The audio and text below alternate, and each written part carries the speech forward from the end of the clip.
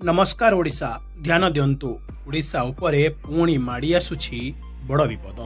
October शेष आड़कू गोटे नुहे दुईटी नुहे पूरा तीनोटी लघुचाप गोटे परे गोटे माड़ी आसुछि, जेउथिरु शेषटी हेबो अत्यंत शक्तिशाली, जहा नहीं पारे बात्यार रूप।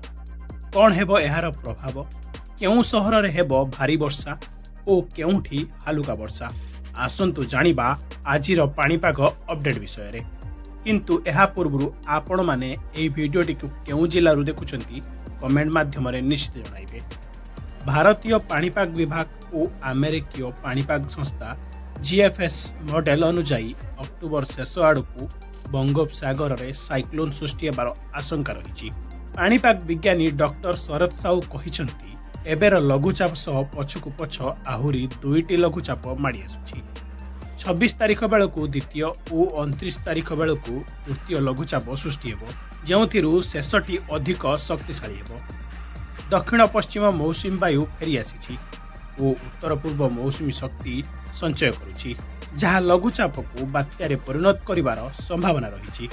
आईएमडी अनुसार दक्षिण अंडमान रे एक घूर्णिबलय सक्रिय रही, जहाँ 24 तारिख बेलू लघुचाप रे परिणत हेबो। एहार प्रभाव रे राज्य रे 7 दिन धरी वर्षा जारी रहिबो। सेहीपरि तमिलनाडु उपकूल रे एक स्पष्ट लघुचाप सक्रिय रही, जहाँ 12 घंटा मध्य अवपात रे परिणत हेबो। आपण माने जानिथिबे जे एबे चेन्नई रे आसंता 24 घंटा पाई स्कूल कॉलेज सब बंद रही। तबे 24 तारिख रे दक्षिण ओडिशा और उपकूल रे वर्षार परिमाण बढ़ी जिवो। एबे आसंतु जानिबा केउ जिला को रेड वार्निंग एवं येलो वार्निंग दिया जाइछि। एबे आईएमडी अनुसार रेड वार्निंग रे जारी होइथिबा जिला गुडी हेउछंती पुरी, खोर्धा, गंजाम और गजपति जिला। एही अंचल रे 20 सेमी रु अधिक वर्षा हेबार संभावना रही। एबे ऑरेंज वार्निंग जारी करिथिबा जिला गुडी हेउछि भुवनेश्वर, कटक, जगतसिंहपुर, केन्द्रापड़ा और बालेश्वर, जेउठारे 7 सेंटीमीटर रु आरंभ करी 11 सेंटीमीटर पर्यंत भारी वर्षा होई पारे। तेबे येलो वार्निंग जारी करिथिबा जिला गुडी हेउछंती संबलपुर, अनुगुल, देवगढ़ और सुंदरगढ़ रे, जेउठारे मध्यम धरणर वर्षा आशंका रही। तेबे वर्षार प्रभाव कथा कहबाकू गले प्रबल अति प्रबल वर्षा हेबो पुरी, भुवनेश्वर, ब्रह्मपुर और पारादीप रे, जेउठारे जलबंदी और बन्यार आशंका रही। हालुका वर्षा हेबा रायगड़ा, कोरापुट, बरगढ़ और झारसुगुड़ा रे, किंतु एठारे वज्रपात और झड़ होई पारे।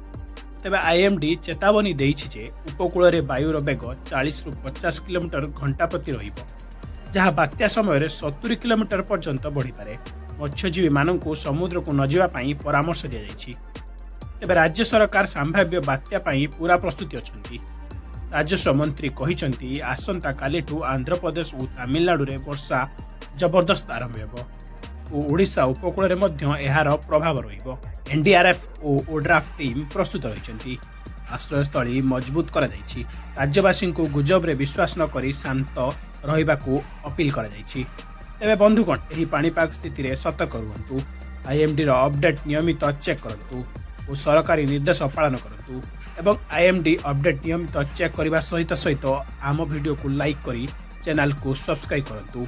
आमे जणाइबु सठिक खबर। आजिर खबर एतिकी। धन्यवाद।